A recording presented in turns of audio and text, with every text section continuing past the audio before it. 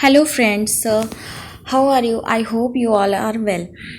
जैसा कि मैंने पिछले वीडियोस में बताया था कि अब कुछ इवेंट्स हैं जो सोशलॉजी को एज ए डिसिप्लिन बनाने में हेल्प करते हैं। तो उन इवेंट्स में एक इवेंट ये भी है, इंडस्ट्रियल रिवोल्यूशन।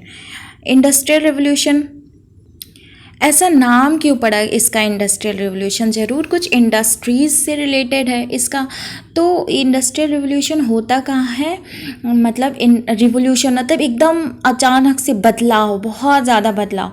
तो कहाँ होता है ये? इंग्लैंड में 1760 AD के अराउंड इंग्लैंड में इंडस्ट्रियल रिवोल्यूशन माना जाता है।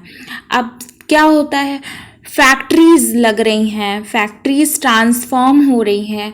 क्यों ट्रांसफॉर्म हो रही हैं? जो पुराने अपने आइडियाज़ से पुराने जो ट्रेडिशनल मेथड से जो फैक्ट्रीज चलती थी, अब वो जो है उसमें टेक्नोलॉजी का इम्प्रूवमेंट हो रहा है। जैसे स्पिनिंग जेनी का जब इन्वेंशन हुआ तो क्या हुआ कि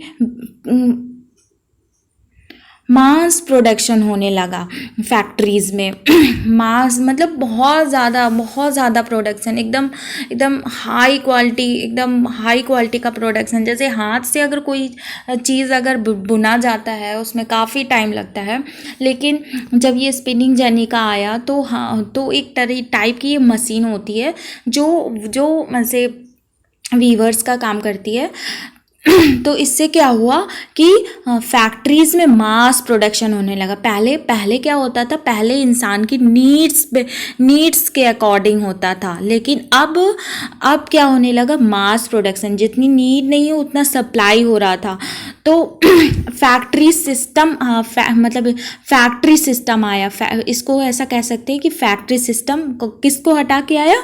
होम बेस्ड प्रोडक्शन को हटा के आया। मतलब पहले क्या होता था कि घरों में फैक्ट्रीज जैसे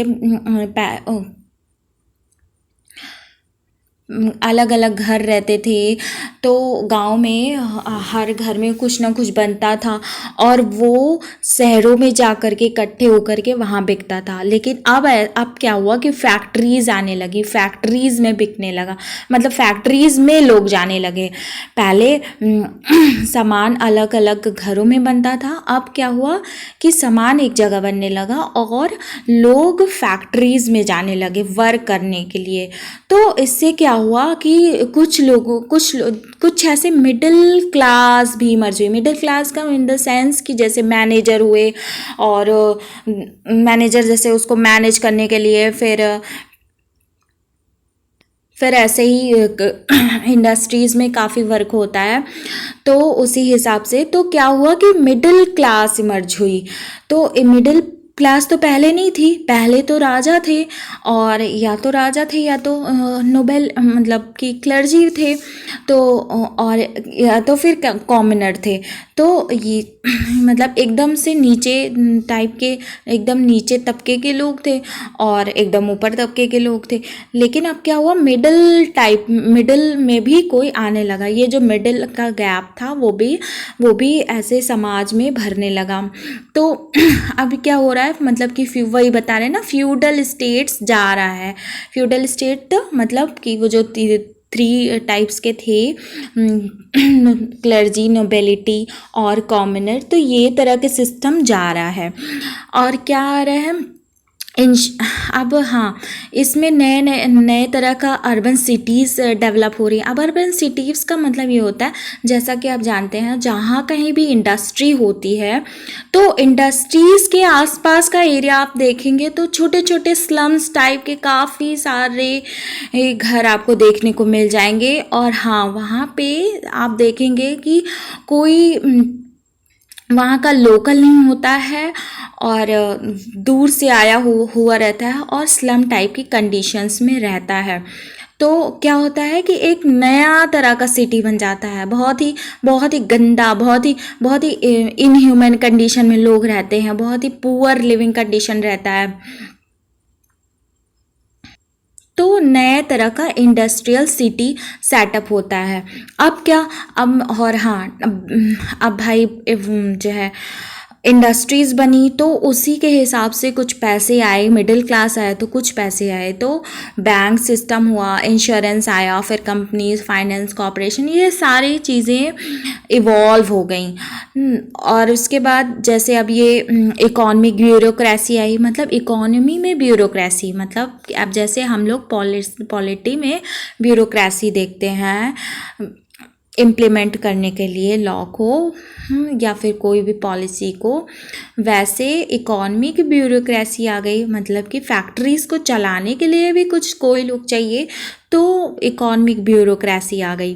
तो अब इससे क्या होता है कि सोशल लाइफ, जो जो लोगों की जो सामाजिक ज़िंदगी थी उसमें बदलाव आने लगा। वो कैसे? जैसे न्यूक्लियर फैमिली का राइज हुआ। पहले क्या होता था कि जॉइंट फैमिली होती थी, तो जॉइंट फैमिली में ब्रेकअप्स नहीं होते थे। लेकिन अब न्यूक्लियर फैमिली कैसे आने लगी? कैसे? मतलब कि लोग घरों से, अपने गाँवों से निकल के जब सिटीज़ में आने लगे, तो या तो अपने अकेले ही आ जाएंगे या फिर बच्चे या फिर वाइफ के, तीन लोग के साथ आएंगे।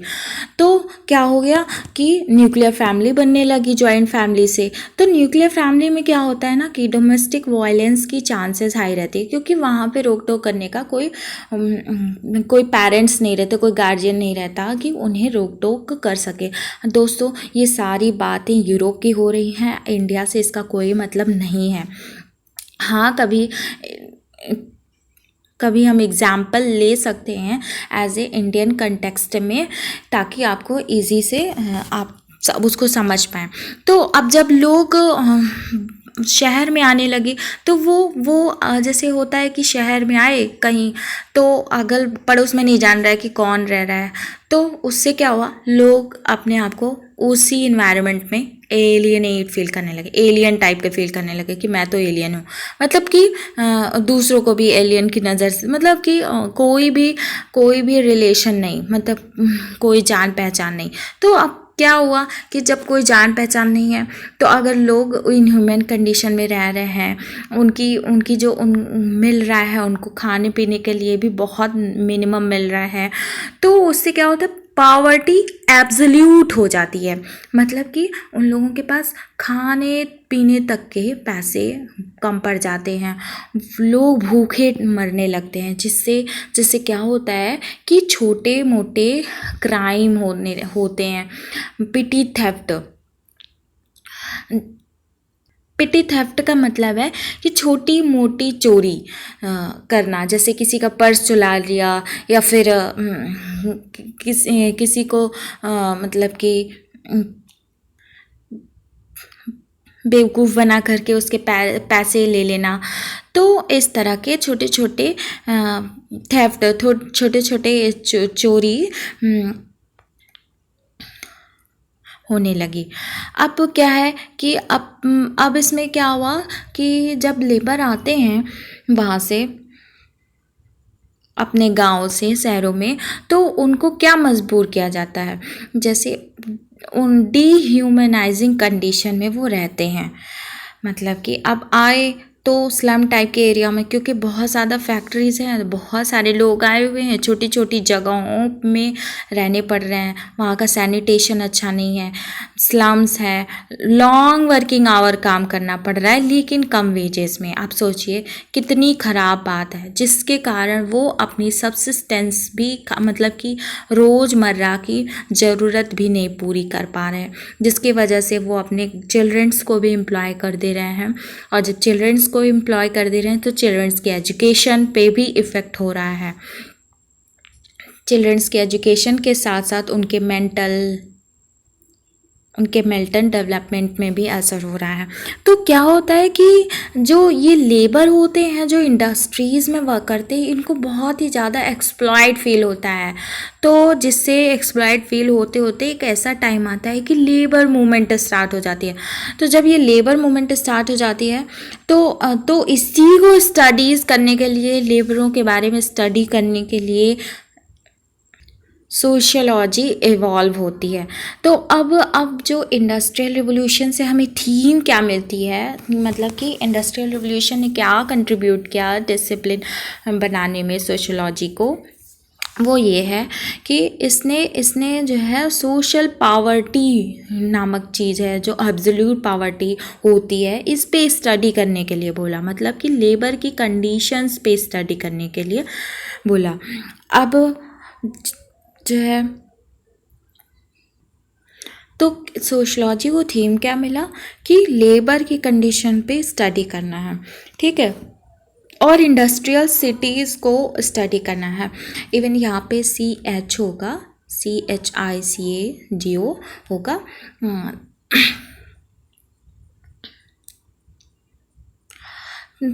शिकागो स्कूल बनता है, शिकागो स्कूल USA में बनता है, क्योंकि वहाँ पे जब इंडस्ट्रीज़ लगती हैं, इंडस्ट्री शिकागो USA में एक जगह है जहाँ पे इंडस्ट्रियल सिटी ऐसे डेवलप होती जाती है।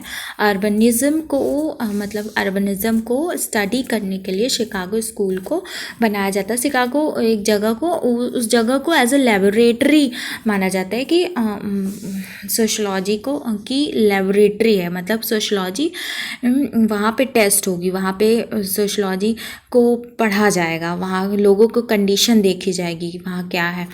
तो और क्या मिला थीम, टेक्नोलॉजी से क्या क्या इफ़ेक्ट हुए, फैक्ट्रीज से क्या प्रॉब्लम आई। तो ये सारे फैक्टर्स ने सोशलॉजी को एक थीम प्रोवाइड किया कि as a body of knowledge उसमें क्या क्या होना चाहिए, और हमें स्टडी करना ही पड़ेगा, क्योंकि इतनी ज़्यादा प्रॉब्लम आ रही थी अर्बनाइजेशन से, छोटे छोटे क्राइम्स हो रहे थे, लोग अनसेटिस्फाई थे, इंडस्ट्रीज़ में लोग एलियनेट फील करते थे। तो ये क्या हो गया कि इससे क्या हुआ कि जो अब हम इसमें ऐसा कह सकते हैं, ऐसा कंक्लूड कर सकते हैं कि जो इंडस्ट्रियल रिवोल्यूशन है उसने किसकी तरफ इशारा किया कि हमें यूटिलिटेरियन सोसाइटी चाहिए। तो इसने क्या डेवलप किया, यूटिलिटेरियन अप्रोच, मतलब कि ज़्यादा से ज़्यादा सबका लाभ हो। एक आइडिया इसने ये भी दिया इंडस्ट्रियल रिवोल्यूशन ने। तो चलिए पहले हम रिपीट कर लेते हैं इसको।